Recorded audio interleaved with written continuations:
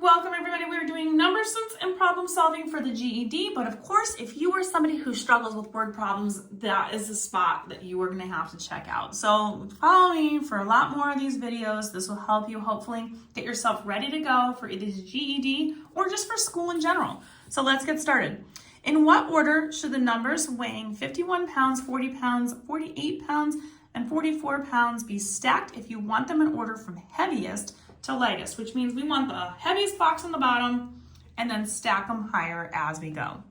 So we want the heaviest one first. So we obviously want the biggest number. So we're going to start off with 51 pounds because that is the heaviest one. So obviously B is going to be knocked out because they've done the reverse order there. And then we're going to look at the next numbers. Now the next number would be 40. All their 10s are in the same spot. So they're all 40 plus pounds, right? So I want to go with the next heaviest. So I'm going to look at the ones position and I'm looking for the biggest number in the ones position. That is 48 pounds. So 48 is going to be after 51, which means that C would be the correct answer because the other ones don't make sense. And then this means this is the next highest ones position followed by the lowest ones position. So C is your correct answer. Next question, which of the following correctly shows 2,354,769 rounded to the nearest 10,000. So 10,000 is this 5 right here. That's the 10,000s position. So when I'm looking at the 10,000s position, I'm going to look at, obviously these we're going to be looking at the first two numbers before that 5 are going to stay the same. So 23 would be the first two digits, which means it's only going to be either B and C. So now I'm going to look at the number right after the 5. The number right after the 5 is a 4, which means either anything lower than 5, you round down or you keep it the same. Anything 5 or higher, you round up. So that means that the 5 is going to stay the same, which these two both have that. We're not going to be changing the numbers after. They're rounding it up. So that means that all are going to be zeros. So that means that C would be the correct answer in this particular problem. Next question, what is the total weight in the pounds of the packages below? Again, you are able to use a calculator for these. So I'm just going to zoom this in a little bit so you can see it better. So we're just going to do 18. We're going to add 23 to that. And then we're going to add 42 to that. And we get a total of 83 pounds. So that means that A is your correct answer for that one. Moving down to the next one, Jason paid a $14 dinner bill with a $20 bill. How much do we have in change? Well, we're going to do a simple subtraction there. 20 minus 14, which hopefully you can do in your head. But you get $6 in change back for that one, which means that A is your correct answer for this question. Moving on up here to Maria.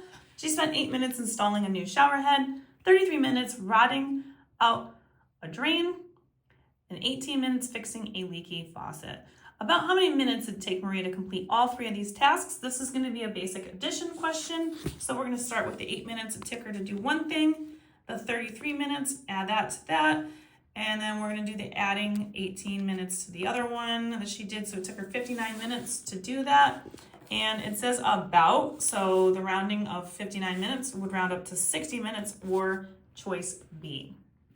Next question is an open-ended question. So Carla drove 248 miles in 4 hours. What is her average rate of speed in the miles per hour? So now what we're going to be doing is division. Our total amount of miles divided by the amount of hours that it took her. 248 divided by 4 hours that we have.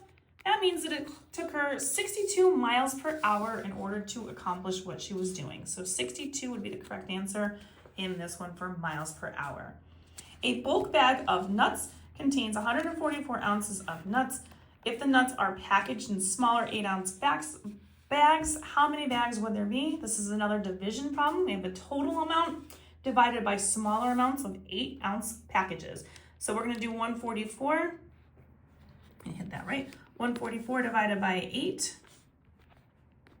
That gives you 18 packages. That means that C is the correct answer for this one. And the final question on this page, if you drove 299 miles and 9 gallons of gasoline, about how many miles per gallon did the car get? Another division problem. We're going to start with 299 gallons or miles that we got. divided by the 9 gallons that we get. That roughly gets me about 33. All right, 33.2. So if I'm looking at this is about how many. That looks like that B is going to be the closest option to choose from. So B would be the correct answer for this question. If you want more questions like these, follow me on Instagram, YouTube, and TikTok, A1 Algebra. All these are going to be located in the GED playlist. Don't forget to like, share, and follow me for more.